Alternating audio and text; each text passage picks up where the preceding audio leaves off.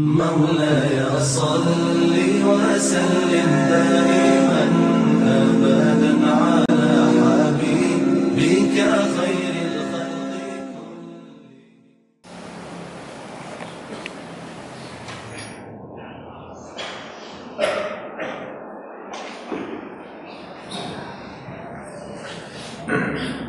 Assalamualaikum warahmatullahi wabarakatuh. Alhamdulillah, wassalatu wassalamu ala asyrafil anbiya'i wal mursalin sayyidina wa nabiyyina Muhammadin wa ala alihi wa sahbihi wa man tabi'ahum bi ihsanin ila yaumiddin. Amma ba'd. Fa inna asdaqal hadis kitabullah wa khairal hadi hadi Muhammadin sallallahu alaihi wasallam wa syarrul umuri muhdatsatuha wa kullu bid'atin dhalalah wa kullu dhalalatin fi nar. Allahumma anfa'na bima 'allamtana wa alimna alladhi yanfa'una wa zidna 'ilma. Allahumma sallimna bi Ramadan wa sallim Ramadan lana wa tasallamhu minna wa taqabbala. Wa sallallahu ala nabi Muhammad walhamdulillahi rabbil alamin. Ikhwatadin hafizahullah, hadirin hadirat bapak-bapak, ibu-ibu, jamaah sholat isya dan insyaallah tarawih, hafizahullah, yang selalu dijaga dibimbing sama Allah Rabbul Alamin. Alhamdulillah. Pertama kita panjatkan syukur yang mendalam. Terus menerus kita aturkannya kepada Allah Rabbul Alamin, Tuhan semesta alam ini yang begitu baik, memberikan kenikmatannya kepada kita yang luar biasa, karunia yang mengalir dalam hidup ini tak pernah berhenti. Karena itu semestinya juga tak berhenti bahwa ibu mengalir dari jiwa kita. Rasa syukur kita kepada Allah Rabbul Alamin minimal, wujud syukur kita hamdalah tak boleh lepas dari lisan untuk selalu kita ucapkan alhamdulillahirabbil alamin. Yang kedua tentu salam dan shalawat terus kita persembahkan kepada manusia terbaik, pemilik pribadi yang sempurna, teladan abadi bagi kita, Rasulullah Muhammad sallallahu alaihi wasallam. Ucapan Allahumma shalli ala sayyidina Muhammad wa ala ali sayyidina Muhammad. Semoga salam salawat yang kita ucapkan diterima sebagai amal soleh dan kelak bisa menjadi syafaat bagi kita di hari akhir. Amin ya rabbal alamin. Ibu bapak, hafizahullah, ada satu ayat yang bisa dibawa ulang, nanti dicek lagi di mushafnya. Surat Yunus ayat 58. Allah berfirman dalam surat Yunus 58, "Qul bi fadlillahi wa bi rahmatihi wa bidzalika falyafrahu huwa khairun mimma yajma'un." Yang kurang lebih terjemahannya, qul, katakan ya Rasulullah, bi fadlillah, dengan karunia Allah, wa bi rahmatihi, dan dengan rahmatnya, fa bidzalika, maka dengan karunia dan rahmat Allah itu falyafrahu, mestinya mereka semua bergembira dengan karunia dan rahmat Allah. Huwa khairun mimma yajma'un, itu jauh lebih baik dari apa yang bisa dikumpulkan kenikmatan duniawi oleh manusia. Artinya, bapak-bapak, ibu-ibu, kalau ada manusia yang mampu bisa mengumpulkan kenikmatan duniawi, harta yang berlimpah, berkecukupan, rumah yang bagus, mobil yang keren, dan lain sebagainya, bisa mengoleksi benda-benda yang tidak banyak orang mengoleksinya, tapi dia bisa mengoleksi, tentu bergembira. Tapi kegembiraan terhadap karunia dan rahmat Allah harus lebih besar dari itu semua. Pertanyaannya, apa yang dimaksud dengan karunia dan rahmat Allah? Yang Yunus 58 kita diperintah untuk bergembira. Banyak tafsiran terkait dengan Yunus 58 ini bapak-bapak, tentang apa yang dimaksud dengan fadillah, siapa yang dimaksud dengan rahmat Allah. Tetapi dalam waktu yang sempit ini, saya tidak akan bisa menguraikan satu persatu tafsiran-tafsiran yang begitu banyak. Intinya, ada ulama yang menyatakan fadlillah, karunia Allah, wa rahmati, dan rahmatnya yang kita wajib bergembira, Pak. Itu yang dimaksud adalah Ramadan. Ramadan kita mesti bergembira, Pak. Bahagia dengan Ramadan. Apa yang membuat kita harus bahagia dengan Ramadan? Banyak sebenarnya. Banyak. Di antaranya ada satu hal di bulan Ramadan ini yang mesti gara-gara satu hal itu bapak kita bergembira. Ini diantaranya, ini banyak. Karena waktu di antaranya. Apa itu? Sebelum saya menjawab apa itu, saya ingin luruskan sekali lagi kepada bapak-bapak dan ibu terkait dengan pelafatan Ramadan dengan Ramadan. Karena di generasi Z atau Gen Z itu bahasa Ramadan itu kurang terlalu digemari, Pak. Lebih senang dengan istilah Ramadan. Bahkan mungkin bapak-bapaknya juga bilang Ramadan. Mungkin ada sebagian ustaz juga bilang Ramadan. Bahkan sampai dinyanyikan, dilakukan Ramadan tiba, Ramadan kan gitu. Atau marhaban ya Ramadan. Belum ada masalah mau dilakukan, mau diapain silakan aja. Tapi lafaznya yang benar. Emang kenapa? Ramadan sama Ramadan itu beda. Ramadan memang tulisannya R-A-M-A-D-A-N, Ramadan, Pak. Dalam penulisan jurnalistik, jadi tulisnya kayak gitu. Tapi bacanya tetap Ramadan. Bapak-bapak, kalau kuliah, adik-adik kalau kuliah, ada S1 skripsi, S2 tesis, S3 disertasi misalnya. Itu kalau ada penulisan Allah, itu nggak bisa pakai O, nggak bisa pakai Allah, itu nggak bisa. Pakainya apa? Allah. Tidak, karena penulisannya Allah, tapi kita bacanya apa? Allah. Waladhdallin. Itu bacaan kita, tapi tulisannya pakai DL toh. Kalau dibaca pakai DL waladhdallin, Pak, bukan waladhdallin. Jadi beda antara bacaan sama tulisan. Tulisan nanti silakan, nggak ada masalah. Mungkin di spanduk-spanduk selamat datang Ramadan ya Ramadan tulisannya. Tapi kita ketika bacanya hati-hati ini Gen-Z, milenial, jangan Ramadan. Pak RT kadang-kadang mau sambutan sering pakai Ramadan, Pak. Bukan pakai apa? Ramadan. Kita sedikit fase gitu loh. Pakai bot. Emang kenapa Ustaz? Ini yang bermasalah. Kalau kita paksakan pakai Ramadan, apalagi sampai marhaban ya Ramadan, pakai dal, itu nggak pakai bot, tapi pakai apa? Dan itu di kamus-kamus bahasa Arab itu artinya ada 3. Kamus yang paling sederhana yang sering dipakai di pesantren itu namanya Al-Munawwir. Itu yang orang ulama besar yang ada dari Krapyak di Jawa. Itu tebel sini kamus bahasa Arab dan itu banyak digunakan di Indonesia ini. Itu sederhana. Ramadan sama Ramadan itu beda, Pak. Ramadan atau Ramadan sama Ramadan atau Ramadan itu beda. Kalau pakai God, Ramadan itu artinya membakar. Sesuai dengan apa yang nanti akan saya jelaskan tentang kenapa kita mesti gembira dengan Ramadan. Itu karena Ramadan itu artinya membakar. Membakar apa? Dosa. Beda kalau Ramadan.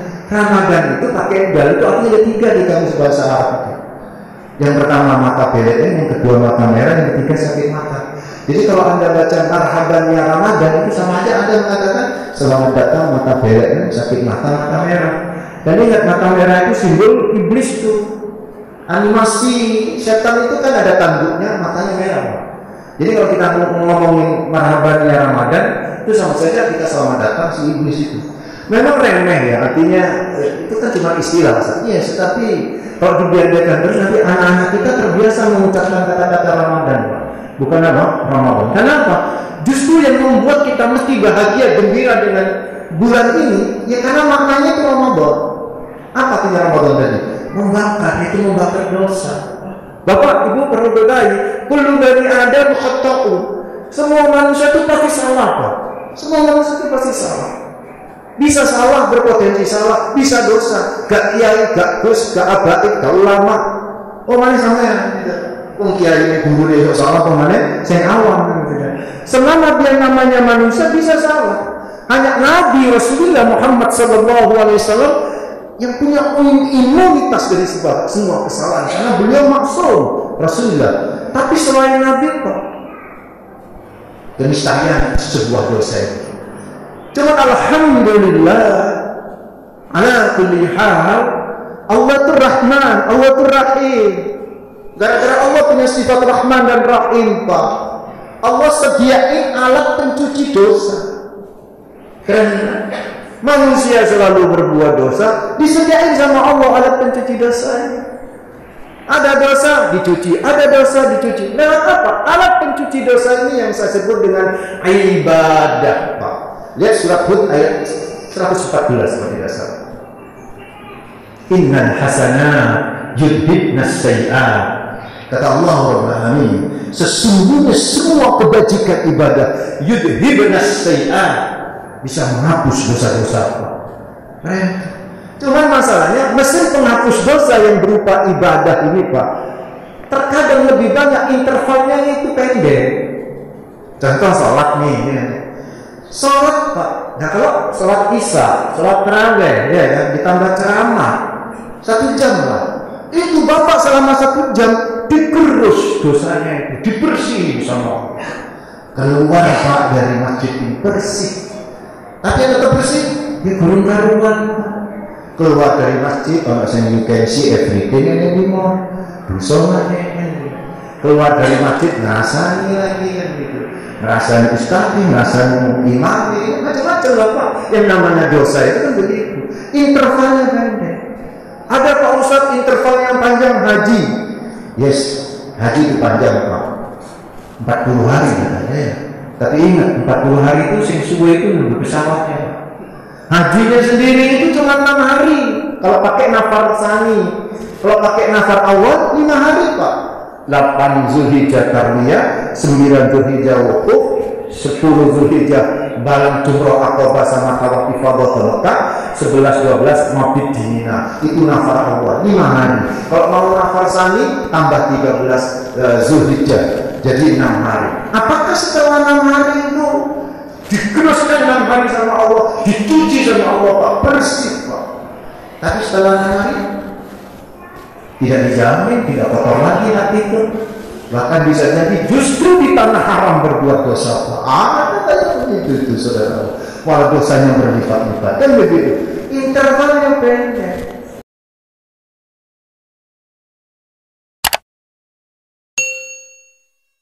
Dan ternyata Bapak-bapak, satu-satunya ibadah, dan kalau kita katakan ibadah itu sebagai pencuci dosa, interval ibadah yang paling panjang Ramadan Pak. Ini yang mesti membuat kita gembira. Ramadan. Ini kalau bapak-bapak puasanya mulai hari Selasa atau hari Senin, maka saat pertama kali bapak sahur, atau bahkan ada ulama menyatakan saat bapak berniat puasa untuk esok hari, saat itulah berlaku man shoma ramadhana imanan wa hisaban ghufira lahu ma taqaddama min dhanbi. Berlaku Pak. Apa itu makna hadisnya? Siapa yang berpuasa dihapus dosa-dosa yang lalu, bersih. Nah itu 30 hari Pak. Bayangin 30 hari. Hari pertama dibersih, hari kedua dibersih, hari ketiga dibersih. Emang setelah di hari-hari selama 30, selama 29 hari kita nggak berbuat dosa? Ya berbuat dosa kan namanya manusia. Tapi karena berada dalam mesin pencuci dosa Pak, digerus terus dosa itu, digerus bersih. Makanya Nabi itu sampai ngamin doanya mereka. Man adraka Ramadan falam yughfar lahu fa ab'adahu Allah qul amin fa qultu amin. Nabi itu sampai ngamin doanya Jibril Pak.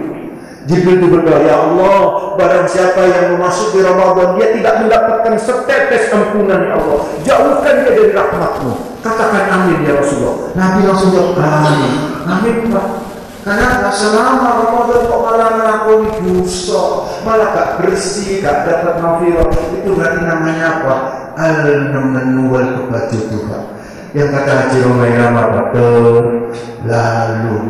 Ayo Bapak, raih Ramadan ini kesempatan nih untuk membersihkan dosa kita. Siapa yang gak punya dosa? Ayo manfaatkan.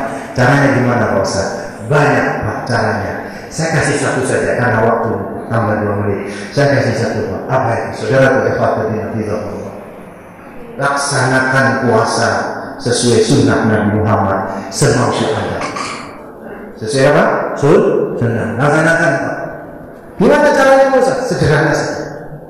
Sunnah puasa itu yang paling sederhana, ada takjil, ada takhir.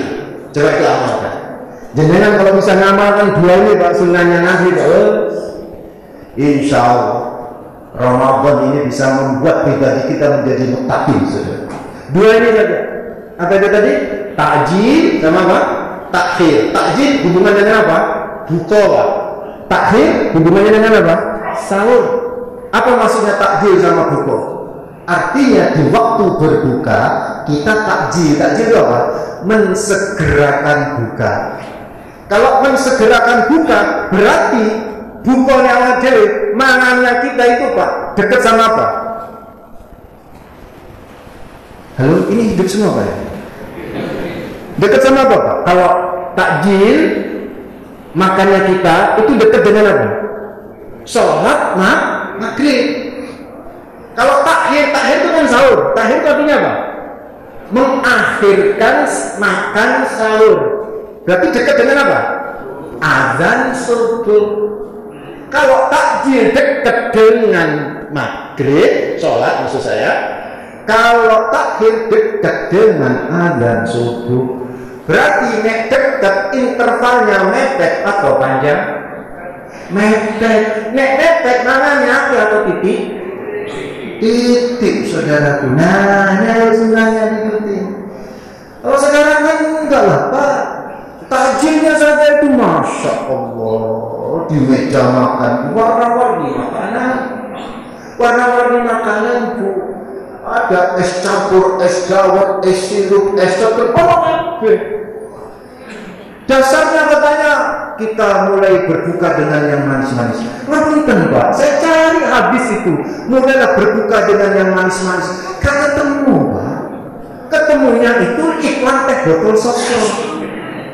Mulailah dengan yang manis-manis. Ternyata iklan. Itu bukan manis. Nggak ada. Nabi itu bukannya kalau sudah ada azan Pak, Allahu Akbar Allah. Nabi itu minum air putih sama kurma. Wes gitu. Setelah itu sampai sahur Nabi tak makan lagi. Bisa jadi Nabi minum di tengah-tengah itu nggak ada masalah. Tapi nggak makan. Kenapa? Nabi makan selama Ramadan cuma 2 kali, yaitu iftar sama sahur. Kalau di luar Ramadan beliau ini kalau normal, artinya ada makanan, Nabi itu makan 3 kali Pak, pagi, siang, dan maghrib. Nah, tapi masuk Ramadan makannya cuma 2 kali. Sekarang 3 menjadi 2 itu berkurang atau bertambah? Berkurang Pak. Artinya apa? Ibu-ibu mestinya budget dapur itu di bulan Ramadan mestinya berkurang. Makannya cuma 2 kali dan sedikit. Berarti kalau bertambah ada masalah, tidak ada sunnah yang dijalankan. Makanya buahnya. Makanya makna puasa itu kan asya. Asya itu maknanya imsak. Imsak itu artinya apa? Nahan diri. Kalau di siang hari Pak, nahan diri, tidak makan, tidak minum, tidak hubungan suami istri. Selesai, oke, kita sudah melakoni. Yang jadi masalah itu malam hari Pak. Malam hari mesti kita nahan diri, tidak apa? Tidak berlebihan. Ayo Pak, mulai besok malam Pak. Tidak apa sekarang udah los ya malam. Tidak apa mulai besok malam. Makan cuma malam cuma sekali, yaitu habis maghrib. Boleh Anda makan nasi. Nabi itu makan kurma karena memang saat itu makanan pokok beliau adalah kurma. Kalau kita nasi makanlah nasi, makanan protein mau silakan. Tapi setelah itu Pak berhenti makan sampai besok sahur. Masa itu santri saya tanya, "Lewis buka dereng Pak Ustaz." Lah, tadi saya lihat kamu makan kolak sama ketani takjil Pak, takjil. Gak dianggap buka, gak dianggap. Jadi mari maghrib mana, mari tarawih mana, kan begitu juga. Akhirnya sahur mana. Bisa jadi itu 4 kali makannya itu saudara. Ada takjil, ada buka, ada tarawih, ada sahur. Pantas budget kita itu besar, tapi saudara kita kecil. Sekarang kita lupa. Budget untuk pribadi makan Pak, kita kecil makan cuma 2 kali. Tapi budget selebih yang kita kasihkan ke orang lain, ini yang disebut dengan sedekah. Itulah kenapa Nabi itu, karena Nabi SAW ajwaduna, paling lomangnya manusia Pak. Wa ajwaduna yakunu fi Ramadan. Dan Nabi itu paling lomang saat Ramadan. Kenapa? Karena dia makannya sudah sedikit Pak. Selebihnya makan itu apa? Diberikan kepada orang lain. So, ingin mendapatkan kenikmatan Ramadan, barokah Pak, ayo amalkan puasa sunnah Nabi ini. Ya memang agak berat Pak, malam-malam pertama kayak kelimpungan gitu kan, malam kan mesti lapar. Itu ingat, itu tuh nafsu yang berbicara. Dan kalau lapar minum air putih saja Pak, jangan sekali-kali minum manis saudaraku. Atau kita kalau mau makan manis buah ataupun kurma, nggak apa-apa itu malam itu. Tapi sampai sahur jangan makan besar lagi Pak. Makan besar cuma ada 2 kali. Buka sama sahur. Kalau itu bisa dilakukan, maka hidup kita menjadi tenang. Kenapa? Baca Quran kok baru baca anggap 10. terawih kesuwen garuk-garuk karena al-kenyamu wal tumpoku, itu yang jadi masalah. Itu kata Imam Syafi'i. Mudah-mudahan bermanfaat. Aku lupa lihada astaghfirullahaladzim wa lakum innahu huwal ghafurur rahim. Assalamualaikum warahmatullahi wabarakatuh. مولاي صل وسلم دائما أبدا